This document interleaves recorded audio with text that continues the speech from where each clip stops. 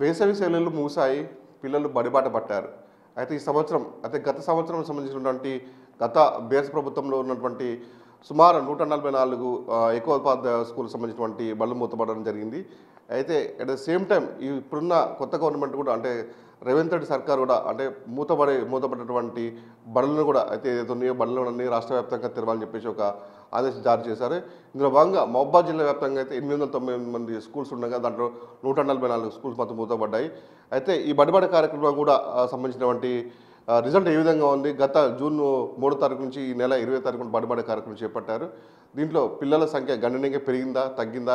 At the same time ఉపాధ్యాయుల బదిలీలు కూడా జరుగుతున్న నేపథ్యంలో మరి ప్రభుత్వ పాఠశాలకి బడులు విద్యార్థులు చేరారా లేదా అనే విషయాలు మొత్తం మాట్లాడడానికి డిఓ గారు వాళ్ళు అడిగి తెలుస్తున్నాం. సార్, డిఓ రామారావు గారు, మీరు అంటే ప్రస్తుతానికి మహబూబాబాద్ జిల్లా వ్యాప్తంగా ఎన్ని ప్రభుత్వ పాఠశాలలు ఉన్నాయి, ఎన్ని మూతపడ్డాయి?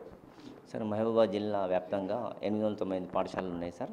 గతంలో 143 స్కూల్స్ జీరో ఎలిమెంట్తో మూసివేయబడి ఉన్నాయి గత సంవత్సరం మటుకు. ఇది అండి. అంటే ఇప్పుడు మూతపడ్డ పాఠశాలని తెరిపించే విధంగా బడిబాట కార్యక్రమం చేపట్టారా? బడిబాట కార్యక్రమంలో మీరు అనుకున్నంత రిజల్ట్ వచ్చాయా? సార్, బడిబాట కార్యక్రమంలో అనుకున్నంత కాకుండా ఆశాజనకంగా మనకి ఎన్రోల్మెంట్ జరిగింది సార్.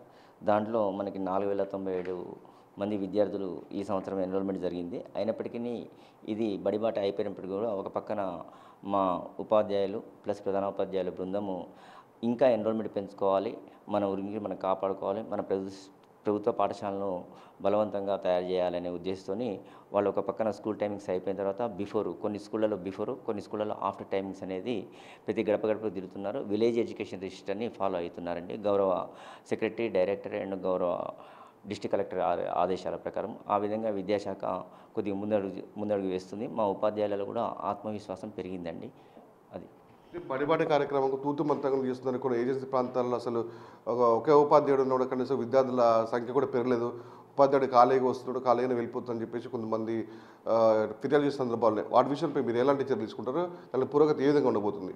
లేదండి, అది ఒక పక్కన 1 or 2% ఉంటే ఉండొచ్చు, కానీ మేజర్ పర్సెంటేజ్ ఏంటంటే మీరు గమనించినట్టయితే మా దగ్గర కురువిలో 454 మంది ఇప్పుడు ఎన్రోల్మెంట్ అయ్యారండి. అదేవిధంగా చూసుకుంటే మీరు గూడూరు ఏజెన్సీ ఏరియానండి, అక్కడ కూడా 490 మంది అడ్మిషన్ అయ్యారనేది మీరు ఇది గమనంలో తీసుకోవాలి. మొత్తంగా వెలిసి 4097 అడ్మిషన్స్ అనేది ఇది ఆశాజనకమైన ఎన్రోల్మెంటే అండి. అంటే ముఖ్యంగా ఒక ఉపాధ్యాయుడు ఉన్న స్కూల్లో విద్యార్థులు ఎక్కువ మంది ఉంటున్నారు, విద్యార్థులు ఎక్కువ ఉన్న చోట ఉపాధ్యాయులు తక్కువ ఉందని చెప్తున్నారు. ఆ విషయంలో మీరు ఏమైనా చర్యలు తీసుకుపోతున్నారు? ఇప్పుడు యాక్చువల్గా మనకి ఈ గవర్నమెంట్లో మనకి ఆల్రెడీ మొన్న స్కూల్ అసిస్టెంట్ ట్రాన్స్ఫర్స్ ఇవ్వడం జరిగిందండి. మనకి యాక్చువల్గా 517 మందికి మనం ట్రాన్స్ఫర్ ఆర్డర్స్ ఇవ్వడం జరిగింది, ప్రమోషన్స్ ఇవ్వడం జరిగింది. ఈ ప్రమోషన్స్ ఇవ్వడం వల్ల ఏమవుతుందంటే ఈ హై స్కూళ్ళలో సబ్జెక్ట్ కొరత అనేది మెయిన్గా తీరిందండి. ఈ ప్రమోషన్స్ ఇవ్వడం వల్ల ఇంతకుముందు మనకు సబ్జెక్ట్ కొరత ఉండేది, వర్క్ అడ్జస్ట్మెంట్ చేసేవాళ్ళం. ఇప్పుడు అట్లా కాకుండా స్కూల్ అసిస్టెంట్గా ప్రమోషన్స్ వచ్చేసినాయి. కాబట్టి ప్రతి స్కూళ్ళలో కూడా సబ్జెక్ట్ కొరత అనేది హై స్కూళ్ళలో లేదు. ఇప్పుడు మనకి ఎడ్జిటి ట్రాన్స్ఫర్లు అవుతాయండి. ఈ ఎడ్జిటి ట్రాన్స్ఫర్లు అయిన తర్వాత మనకు ఒరిజినల్ ఫిగర్ అనేది వస్తుంది, ఎక్కడెక్కడ ఏ స్ట్రెంత్కి ఎంతమంది టీచర్లు ఉన్నారు, ఏం సంగతి అనేది. అదైన తర్వాత మేము వర్క్ అడ్జస్ట్మెంట్ అనేది ఒక ప్రపోజల్ తీసుకుంటామండి. గవర్నమెంట్ కూడా మనకి ఇస్తుంది పర్మిషను.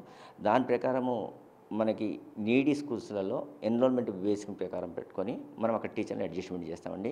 ఎక్కడ కూడా పిల్లవాడికి అన్యాయం జరగకుండా ఉండడానికి, క్వాలిటీ ఎడ్యుకేషన్ అందించడానికే విద్యాశాఖ వారి అధికారుల నుంచి కానీ గౌరవ కలెక్టర్ గారు కానీ ఆ యొక్క పేద పిల్లలకి, ముఖ్యంగా ఎస్సీ, ఎస్టీ, బీసీ వర్గాలకి చదువుతుంటారు కాబట్టి మన దగ్గర వాళ్ళకి న్యాయం చేయాలని ఉద్దేశంతో, క్వాలిటీ ఎడ్యుకేషన్ అందించాలని ఉద్దేశంతో గత సంవత్సరం నుంచి కూడా పాత కలెక్టర్ గారు కావచ్చు, ప్రస్తుత కలెక్టర్ కావచ్చు, వివిధ మార్గాలను అన్వేషిస్తూ మాకు ప్లానింగ్ ఇవ్వడం జరుగుతుందండి. వారి మార్గదర్శనంలో జిల్లాని ముందుకు తీసుకుపోయే ప్రయత్నాలు బాగా జరుగుతున్నాయండి. ప్రభుత్వ ఉపాధ్యాయులు కూడా పిల్లల్ని బడిలో చేర్పించే కొద్దిగా నిర్లక్ష్యం వహిస్తుందని చెప్పేసి కూడా మనకి కొన్ని వచ్చింది. ఈ విషయంలో అంటే పిల్లలకి, తల్లిదండ్రులకి ఎలాంటి మీరు చెప్పబోతున్నారు అసలు వాళ్ళకి? మేము ఈ బడిబాట కార్యక్రమం కూడా నేను ఉప్పరపల్లి కావచ్చు కొన్ని చోట్ల సందర్శించడం జరిగిందండి. దీని మీద చాలా కాన్సన్ట్రేషన్ చేయడం జరుగుతుంది. మనకి ప్రైవేట్కి ప్రభుత్వానికి వ్యత్యాసమైన తెలియజేసినప్పుడు ప్రతి ఒక్కరు కూడా మేము ప్రభుత్వ పాఠశాలలో చేర్పిస్తామని వాళ్ళని ఖచ్చితంగా చెప్పడం జరుగుతుందండి.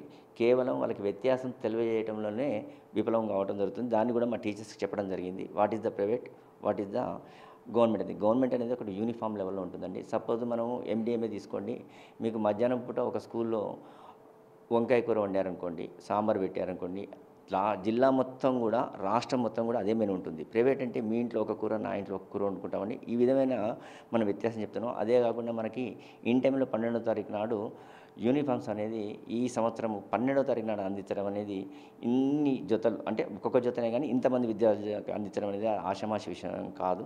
గౌరవ కలెక్టర్ గారు ప్రభుత్వ మార్గదర్శనం అనుగుణంగా వారు పూర్తి చొరవ తీసుకొని అందించడంలో వారు పూర్తి సహాయ సహకారాలు అందించారండి. అదేవిధంగా టెక్స్ట్ బుక్స్ కూడా ఇన్ టైంలో అందించడం జరిగిందండి. ఇది 2 మెయిన్ అంశాలండి.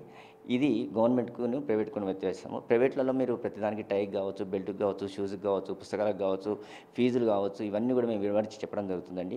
ఎప్పుడైతే స్టార్టింగ్లో ఉత్సాహంతో కడతారు కానీ రాను రాను వాళ్ళకి ఇవన్నీ పెడుతున్నప్పుడు ఏమవుతుందంటే మధ్యలో వాళ్ళకి ఏదో పర్సనల్ ప్రాబ్లమ్స్ వచ్చినప్పుడు కట్టవలేకపోతే వాళ్ళ బ్యాక్లాగ్ అయినప్పుడు పిల్లగాడు క్లాస్ రూమ్లో మానసికంగా ఇబ్బంది పడతాడు. ఆ మానసికంగా విద్యార్థి ఇబ్బంది పడ్డప్పుడు వాళ్ళ ఆత్మవిశ్వాసం కోల్పోతాడు. ఆ ఆత్మవిశ్వాసం కోల్పోయినప్పుడు వాళ్ళ జీవితంలో ఏ విధంగా కూడా రాణించడానికి అవకాశం ఉండదు. అదే గవర్నమెంట్ స్కూళ్ళల్లో చేర్పిస్తే ఆత్మవిశ్వాసం అనేది కలుగుతుంది. తద్వారా ఏ రంగంలో పోయినా ఏ స్థాయిలో ఉన్నా తన అడుగు తన ముందుకు వేసుకుంటూ జీవితంలో గమ్యస్థానం చేస్తారని. ఇప్పుడు టీచర్ల బదిలీల ప్రక్రియ స్టార్ట్ మొదలవుతుంది కదా, దాంట్లో భాగంగా పిల్లలకి విద్యలో ఎలాంటి ఏమైనా సాంకేతిక లోపాలు కానీ వచ్చేసి వాళ్ళకి ఉపాధ్యాయులకు సర్దుబాటు ఏ విధంగా చేయబోతుందండి? ఇప్పుడు మనం ఇందాక ముందు చెప్పినట్టే ప్రమోషన్స్ 517 మందికి వచ్చినాయి కదండి. తర్వాత ఎస్జిటి ట్రాన్స్ఫర్స్ కూడా అవుతాయండి.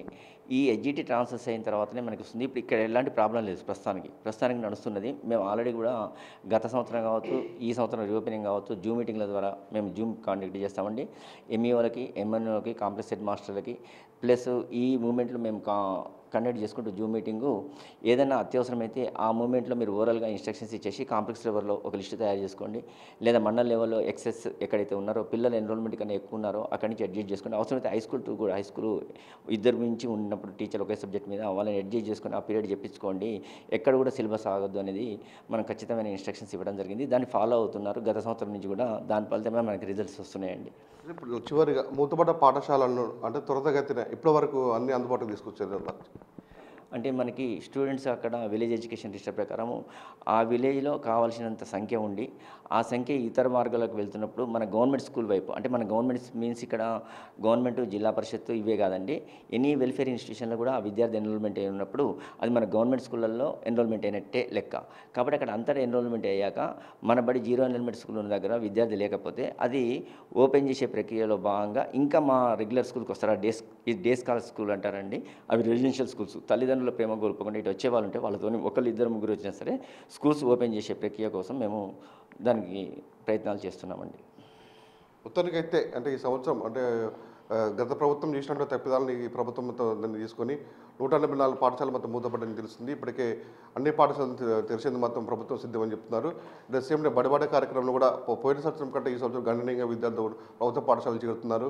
అట్ ద సేమ్ టైం ఏదో ఉపాధ్యాయుల బదిలీ ప్రక్రియలో కూడా ఎక్కడైనా లోటుపాట్లు ఉన్నా కూడా ఉపాధ్యాయులని వాళ్ళకి సంబంధించినటువంటి సర్దుబాటు చేసి పిల్లలకి నాణ్యమైన విద్యుత్ అందించి మొత్తం ప్రభుత్వం సిద్ధంగా అని చెప్పేసి డిఓ రామారావు చెప్తున్న పరిస్థితి ఉంది. Video big TV, Mahabubabad. For more videos like this, subscribe Big TV channel.